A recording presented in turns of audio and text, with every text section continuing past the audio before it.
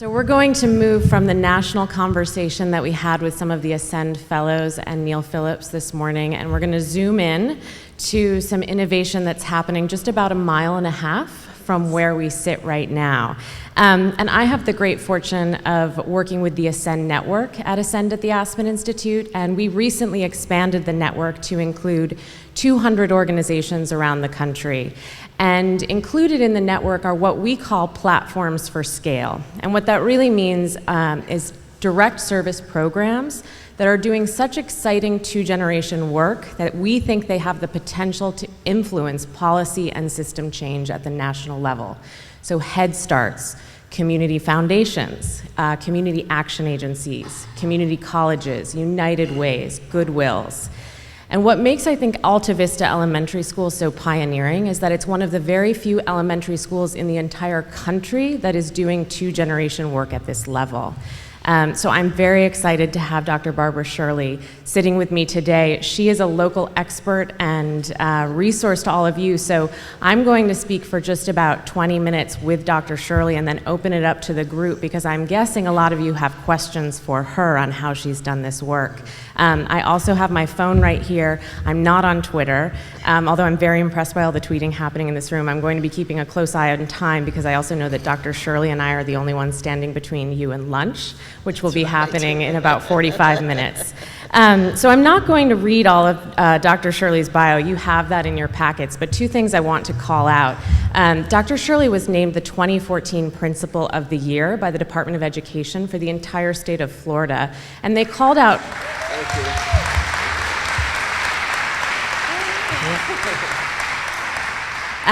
And they specifically called out not just her general leadership at Alta Vista, but her leadership on two-generation work. And through her leadership, Alta Vista has earned an A grade from the Florida Recognition Program for the last 12 years and was named as one of the top 15 Title I schools in Florida for exceeding expectations. So I'd like to dive in, Dr. Shirley.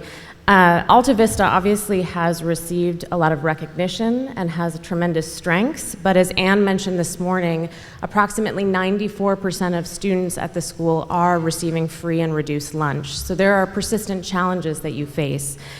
Given that one of your goals is the educational success of the children you serve, what made you think that focusing on their parents' educational success would be important? So as a school, and I think we're very fortunate to be able to have two-gen programs at Alta Vista because it is, while we look at the whole child, we have to recognize the fact that it's about the whole family. And when you think about families that are going through that are so high risk and who are severely distressed in their daily lives, that will impact a child's performance at school. And as a result, we need to embrace the entire family and think about ways that we can support their growth along with their child's growth. Many of our families come from, well, of course, it's generational poverty, but there's a low literacy rate. So how are they going to help their children at home in their academic studies? Many of our families do not speak English. We have about 44% of our families are Hispanic or ESOL, English as another language, and there are a lot of mental and physical challenges that our families and mental health issues that our families are really struggling with. It's very distressful when you have children coming into a school and the families are going through this distress. And classically at a Title I school, the family involvement is really minimal. It's not a priority because they are trying to make it through their days. There's a lot of dysfunction, a lot of distress that they are working through in order to be able to even get their child on the bus or to the school on time. So we knew we needed to embrace the entire family. And we were very fortunate that we were able to create programs that would help our families find a better way in order to help their children and get more engaged. You know, a lot of research says the more engaged the parents are in a school, the better the child performs. They're better attendance, they do better academically. The parents are able to recognize the challenges that their children have in school, and they feel more comfortable entering the doorways of a school, because many of them have had very poor experiences themselves and are often dropouts out of school when they were 16 years old. So we really needed to think differently about how we were going to approach education and the education of children, and by embracing the entire family. So let's talk a little bit about the two-generation programmatic work. We often hear from organizations around the country that start with serving children that the workforce piece for parents is a challenge to put into place. But you've managed to do that pretty consistently and successfully for 3 or 4 years. Can you talk about how you went about putting these different pieces into place and what partnerships were so important for that? Absolutely. I don't think I will ever forget the day when Mary Kay Henson walked into Alta Vista School, and we met a number of times, and she wanted to make a difference. And knowing full well that we needed to think about the way that we approached educating children and supporting families, this was a blessing, and the stars began to line up. And when Joe and Mary Kay Henson said, we will support your first Eagle Academy, and then they partnered with us by mentoring, by advising, but also financial support. And then we broadened that support by the Community Foundation of Sarasota partnering with us, and then it grew from there. Very special donors, very special kind people, and a community that truly has embraced the efforts of the work that we're doing. And it's through the work that we have been able to do with their support that we've really been able to keep our focus. But it had to be purposeful. We had to have a very distinct purpose and keep our eye on that focus in order to be able to accomplish the goals that we have been able to achieve. But we also had to be good listeners, be flexible, and knowing that we needed to make some tweaks and some changes and have that ongoing evaluations and assessments of the work that we're doing, because we wanted to make sure that we were not fitting a square into a hole, that we created focus groups within our school. We met with parents in small groups so that we could hear and listen to what their needs were, and we were trying to create a program that met our needs. It wasn't about us, it was truly about our parents and our children, and we wanted to always keep our eye on that ball because that was really critically important. So Anne mentioned this morning one of the cogs in the wheel up there is social capital, and we often call that the secret sauce of the two-generation approach. And these are the relationships, connections to institutions, networks that help all of us thrive, regardless of economic background. And one of the things that I think is very powerful about Alta Vista is that the mothers in the Certified Nurse Assistant Training Program go through it together as a cohort or a group. Can you talk a little bit about how that social capital that they've developed improves their outcomes, and also what the impact might be on their children? Okay. So we've had a number of expected and quite a lot of unexpected outcomes from our two-gen programs. Immediately from the very get-go, our parents bond through our Certified Nursing Assistant program. We've created an infrastructure within our systems in order to help them be successful. Part of that infrastructure has been having weekly group sessions with them to help them problem solve and overcome some of the challenges that were expressed in the video we saw this morning about how their car breaks down, or they don't know how to manage the money, and as a result they're really struggling on how to turn those lights back on when they've lost electricity in their home. Another thing that was a natural outcome is because many of our parents had not been in school for many years and have been, they formed study groups. And this was really exciting for us because we saw parents getting together, opening a book for the first time since they were 16 years old, or maybe even since they left elementary school, and talking about studying and reading and taking tests. And when they would walk in the school together in their little uniforms of red and white and would be excited and nervous, it was so exciting to see the bonding and the social equity that was going on. Their children saw them studying for the first time in their lives. And all of a sudden, education became important to them. It became a catalyst for their children to understand that I need to go to school and focus more on my studies and be a better student. And so it's evolved, and it's so exciting to see that. And now we have ambassadors. We've had close to about 50 parents that have graduated from our CNA program, and they're becoming ambassadors for us because they are literally going to their homes and their neighborhoods and saying, you need to come to Alta Vista and you need to be a part of the programs that they're offering, and we're getting parents that are excited, and that's really exciting. So one of the things I'm struck by, and I was struck by it looking at the panel earlier, is that leadership is so important to making this work successful. And I'm curious, as a leader at Alta Vista, but also in this community, what qualities have you had to call on personally and professionally, internally, to make this work?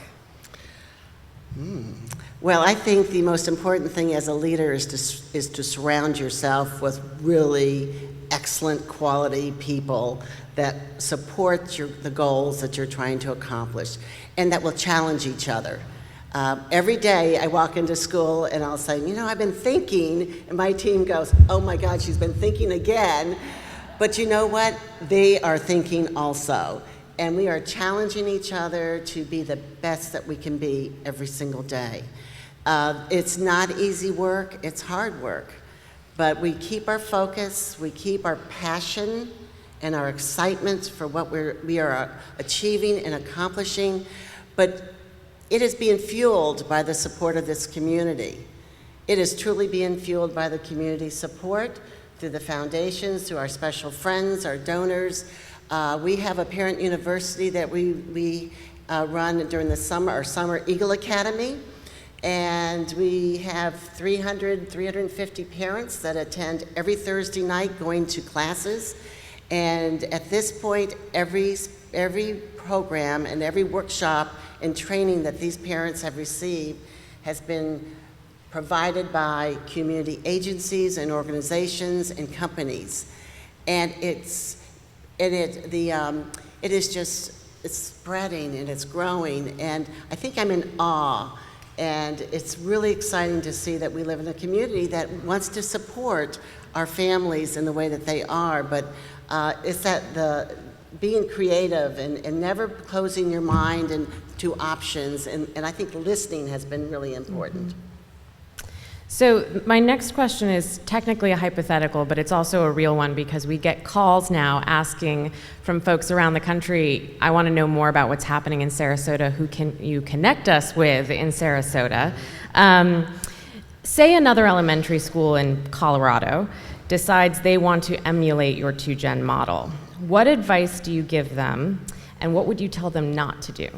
Okay, so this isn't quite so hypothetical because we are getting calls from other schools throughout the nation. We've had as far away as New Mexico come to visit us, and schools and organizations throughout the state. We just had the commissioners from Orange County come last week and wanted to know about our 2-gen work, and we learned a lot from their visit also.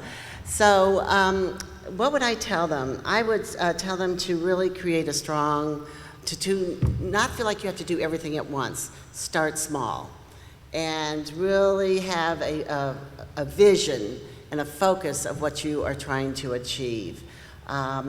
Be a great listener and be flexible, and build a strong leadership team that can really help you achieve your goals. Embrace and bring in as many, really get the community support, I think is really critical in accomplishing it, because you can't do it by yourself. You really need to have the support that we have had as a community in helping us to have the success we've had. And anything you would tell them not to do? Ooh. Not to do. Probably a big, long list. I think that sometimes you try to bite off more than what you can really accomplish and achieve. And I think that focus on keeping it small and then building upon what you learn, and then listening to the parents and your families to know what their needs are. Because I think we have a tendency to say, well, we can do this, we can do that, and then you just go all over the place and can get scattered. But keeping the focus and listening to your population and building upon that foundation is really important. Great. We've been talking a lot this morning about stories. We just heard some stories. So I'm curious, from your perspective, Dr. Shirley, can you tell us a story of a family from Alta Vista who you think helps to capture what makes this program so powerful?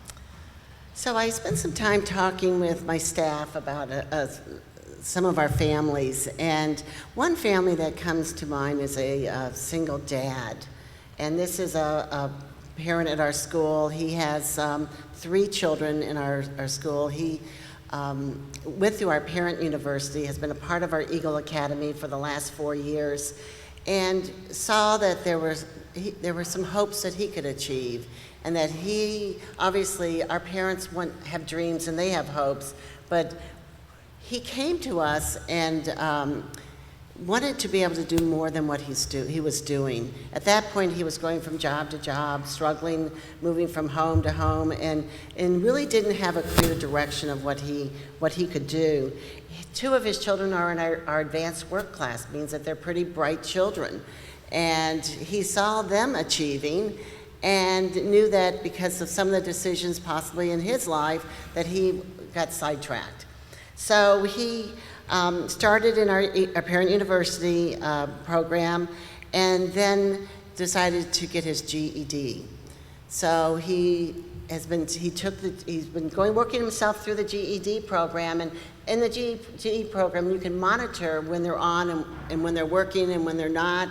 And we saw that he was logging on at 2 in the morning, 3 in the morning. So he would get his children settled and in bed, and then he would get to work. What a tribute to his drive and his goals and what he really wanted to accomplish. And when you think about how he was struggling and challenged in life, it showed that he was goal-oriented and he had the capability also. Well, we are really happy to say that he is our first GED graduate. And it's really exciting. The community has embraced him. We've partnered with Suncoast Technical College. The Community Foundation has helped with scholarships. Our social workers have been working with him. We've provided an infrastructure for him to be successful, and are supporting him through different struggles and challenges that he has had in going through school in order to be a graduate. But he has achieved his goal. But it goes beyond that. So he has even higher aspirations. So now he is entering a program just started in March for the Marine Mechanics course, which, living on the water, is probably appropriate for what he wants to do in his life, and will absolutely help him get to the next level and being able to support his family. So we're really proud of Michael, and we'll continue to cheer him on as he continues to grow. I think everyone in this room probably hopes and expects you to be at Alta Vista forever, but in the event that you're not, one of the things we've seen that's incredibly important is a real culture shift taking place in organizations, so that when there is a leadership change, the 2-generation approach sustains. And so what have you done to ensure that there's a culture change happening at Alta Vista, and how are you thinking about expanding the work you're already doing? So That's a great question. One of the things that as a leader, and anytime you are creating model programs, you always want to think about ways that it will sustain itself, because you should have it should sustain itself, and it's truly not about one person. Any type of organization knows that they have to build leadership and people that work together in order to be able to create and to sustain programs. We are really excited that the Eagle Academy is entering its 5th summer, and our goal from that, which is astounding, I pinched myself thinking about that, but our initial goal was always from the very beginning to create a program that we could replicate and move to other Title I schools. And we are so excited because we have achieved that goal with the support of our wonderful school district. And I think I work for the best school district in the state of Florida, if not the nation, because they also have great visions and want to make sure that our children are being successful. But we are going to be moving the Eagle Academy, and each school is going to create their own summer learning academy based upon the program that we created, and it's moving into 3 other Title I schools this summer: Goshen Elementary, Tuttle Elementary, and Emma Booker.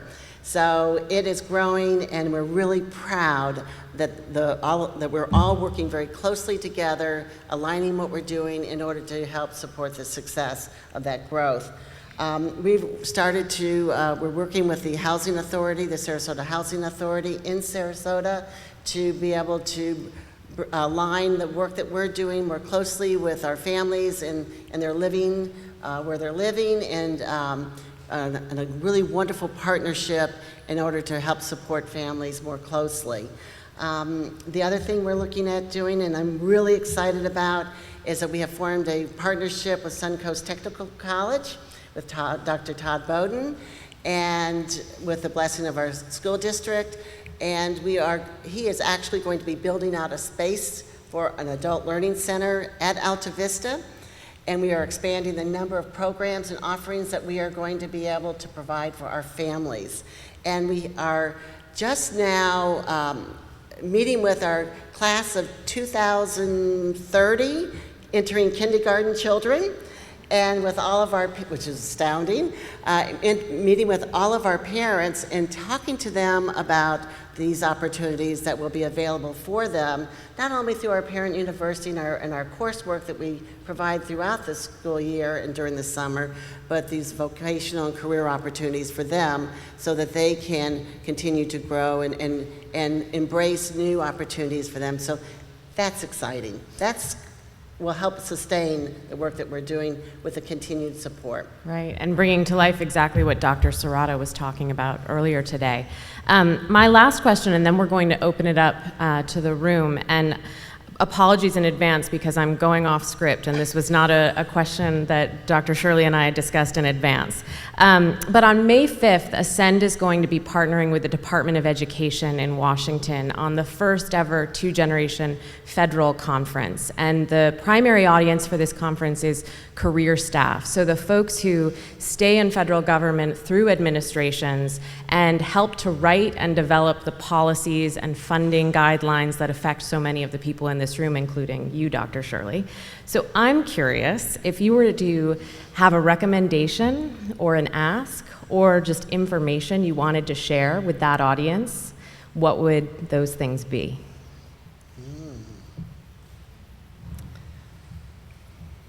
So when we think about sustaining the work that we're doing in the area of 2Gen, there has to be the policies in place with the financial support in order to sustain them.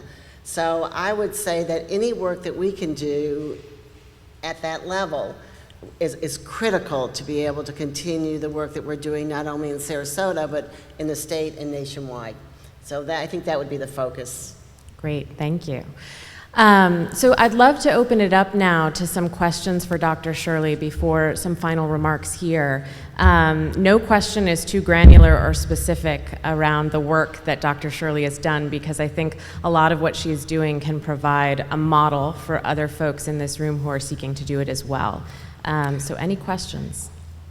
I just want to throw something out to the audience. And so as we move to our new Adult Learning Center, Sarah and I talked about this on the phone, that we need to create a really catchy, great name for it.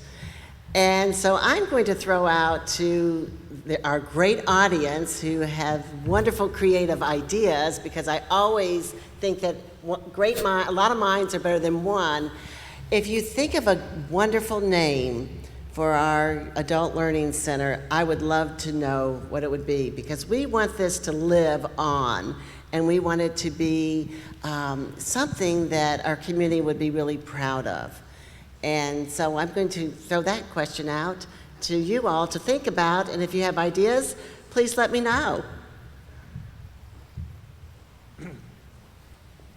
Morning. Thank you very much for inspiring us.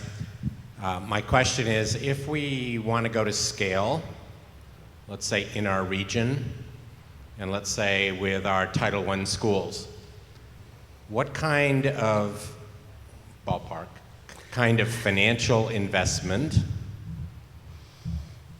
is required outside of the traditional funding through education, is required over what period of time per school?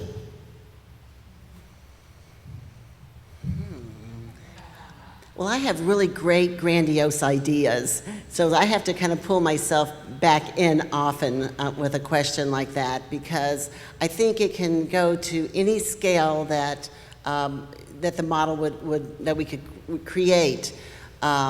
At this point, we have moved from the financial support of our Eagle Academy to our district, school district support, and we're reevaluating what those costs are going to be and where we need to go with that. So we've been very fortunate to have tremendous amount of financial support in order to create a program that there were no needs left.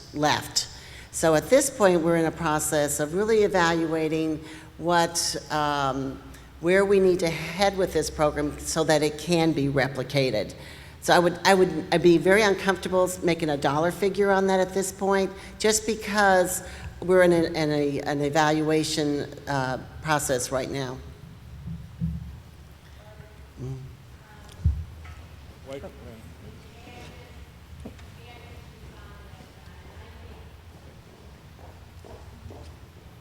Thank you. I so wish my husband was here.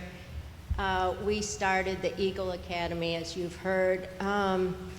He's the numbers man. But I think it's safe to say to send a poverty child to school in the summer is $1,000. Laura? I would agree with that. It's $1,000. They go to school from 8:30 to 1:30, 1:30 to 5:30 enrichment. As a community, how can we not afford that?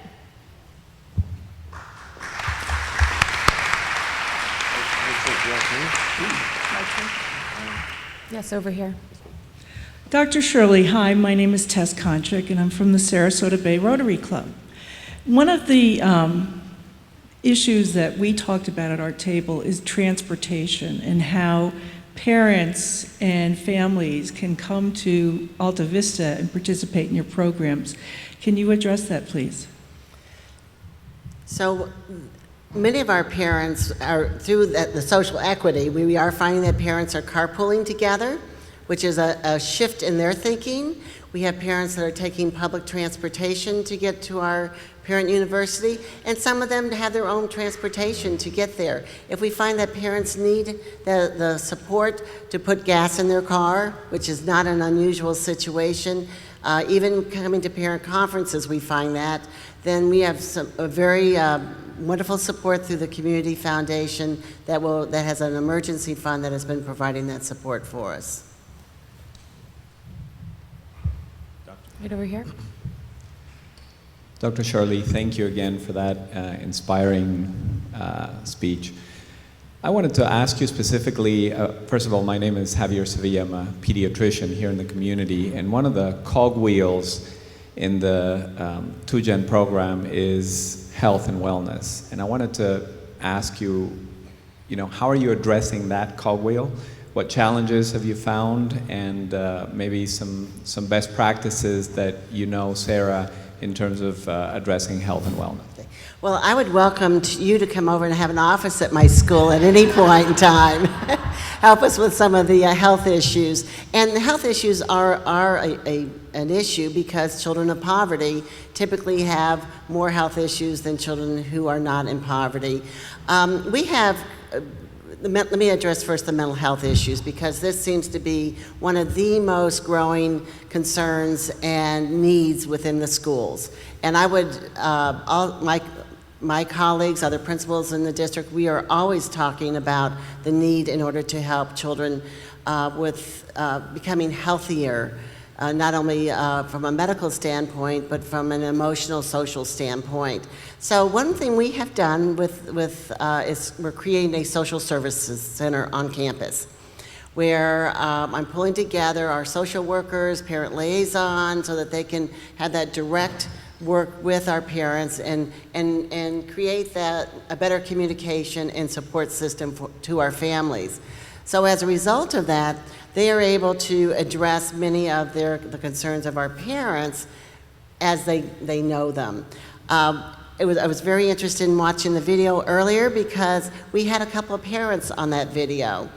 And to listen to them talk and express the hardships and the difficulties that they are experiencing on a day-to-day basis and some of their needs made me feel that we are getting a little bit closer to being able to reach out to our parents and give them the support that they need in order to have a healthier existence. So by providing a social services program on campus, we're able to address a lot of those needs. We still have a lot of medical needs for our families.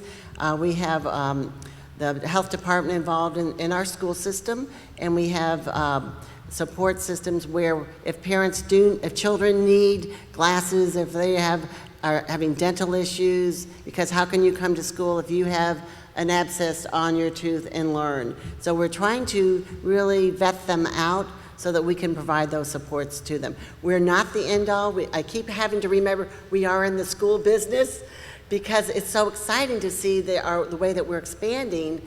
But again, we're able to really meet the needs of that whole child in order for them to be successful in school. And it's not a singular channel in doing so. And I would just add, in terms of your question around best practices, there's a lot of exciting research now around trauma-informed care.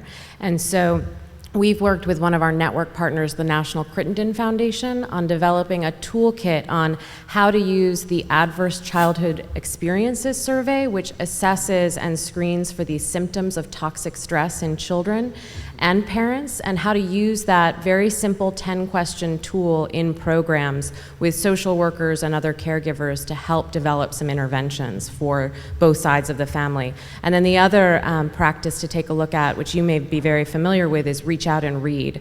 Our fellow Dr. Depeshnev Saria is the Wisconsin medical director, and that's a program that starts with literacy in pediatricians' offices for children and parents together. And on our website, we have materials on Reach Out and Read and on the Adverse Childhood Experiences Study for 2-generation programs. You know, it's really interesting in our Parent University program this summer that we are offering 18, 20 different courses for our parents, and we're growing in the area of food and nutrition, wellness, and meeting the social and emotional needs of families and children. And it's really exciting to see our families embracing those classes. We're even offering art classes and yoga classes, and they are signing up for these classes because they're feeling a need to be able to meet their own personal growth. And it's giving them some therapy and some ideas on how they can manage their lives better also. Dr. Shirley, someone who's been to the Volunteer Center asked if you would talk a little bit about the great volunteers you have at Alta Vista and how you put them in a laser focus to the things that are going to be most beneficial and not just having volunteers everywhere. Okay, great. So John was actually one of our volunteers, and we have our Eagle's Nest. Everything's about Eagles because we are the Alta Vista Eagles. So keep that in mind as you are thinking about the name of our new site. So we have a volunteer center. When I started at Alta Vista 9 years ago, I kept hearing about all the great volunteers we had in our school. And I spent my first year just observing, looking, capturing the culture of the school. So the second year, I decided that they were saying we had 75 volunteers, 50 volunteers, but I didn't know what they were doing with children. And it scared me because we had this incredible resource base of people that were passionate about wanting to work with children with all different skill sets and different levels of abilities. We also had teachers that were harboring them. So we had some classrooms that had 5 and 6 volunteers and others that had none. So I really wanted to make it more equitable and channel those resources in a more beneficial way for our school. So we created an executive suite, so to speak, for our volunteers, and it's called the Eagle's Nest Volunteer Center. And we have little places in the room that have their own table, their own little resources that the volunteers can use. And we have grown our volunteer base to close to 100 volunteers that come in weekly to work specifically with identified children that are at risk academically. So my team identifies the lowest 25% of our children academically, and they come to the volunteer for 55 minutes every week, and that volunteer focuses on specific deficit areas in reading and in math. And it's exciting to walk in that room because it's a buzz. And the President of the United States could walk in that room and not a face would look up. It shows how focused they are, but we've taken it a few other steps in that because, and everyone talks about the math, the new math, and they're really struggling with teaching math because it's not taught the same way you and I learned math. So we have provided training for our volunteers. So on Fridays, we offer training programs where our volunteers can come in, and we train them on reading strategies, how to work with children, to really make the most of the time that they have them with them. And we are also teaching them math strategies.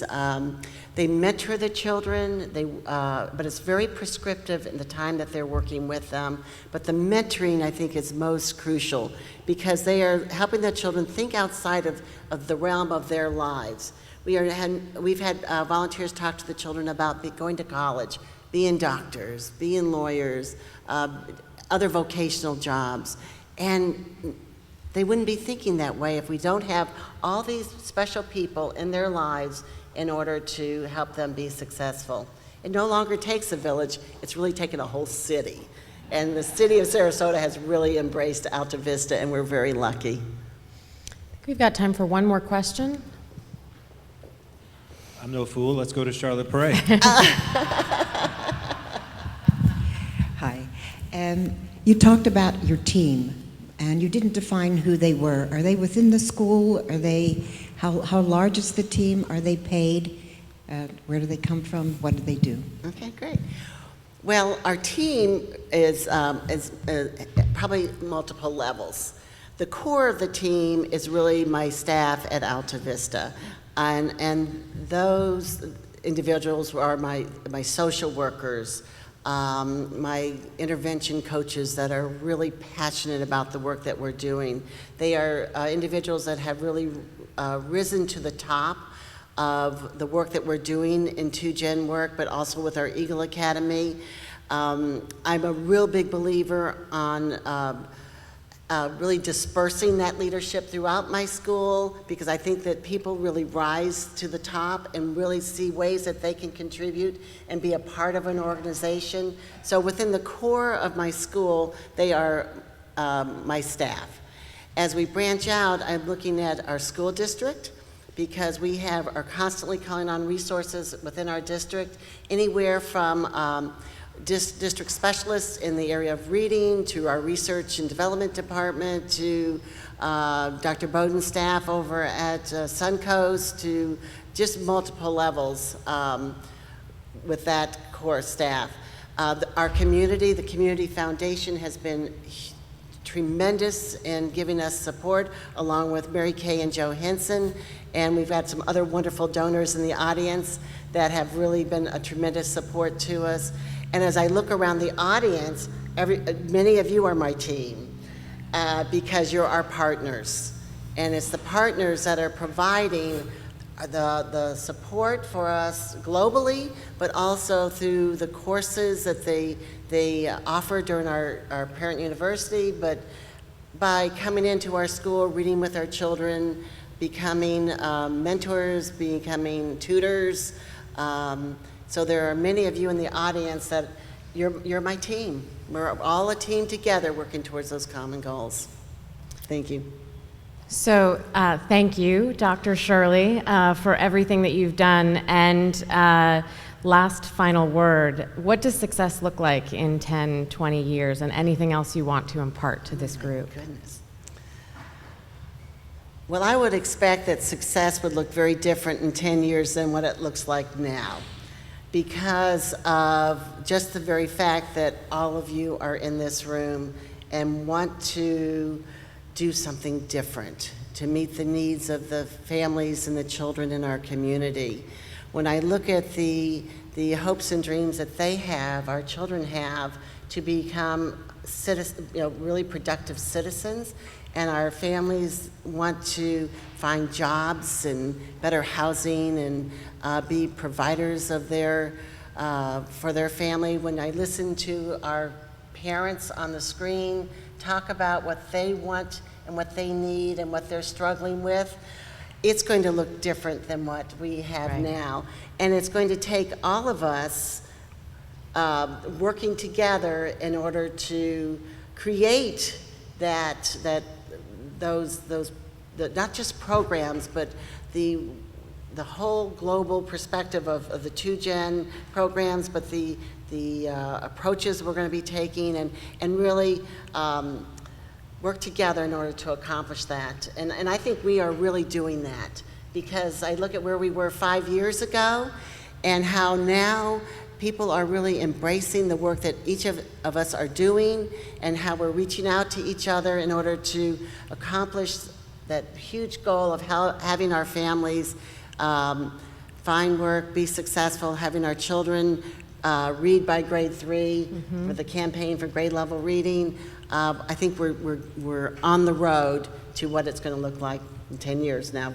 That it's going to be up to us to continue with the work that we're doing in order to accomplish that. Great, thank you. And ASCEND has been very fortunate to be learning from Dr. Shirley and her partners over the last few years. And later this year, we have a case study that will be coming out on the 2Gen work happening in Sarasota County and surrounding counties, Visible Men and elsewhere, in partnership with the Community Foundation of Sarasota County.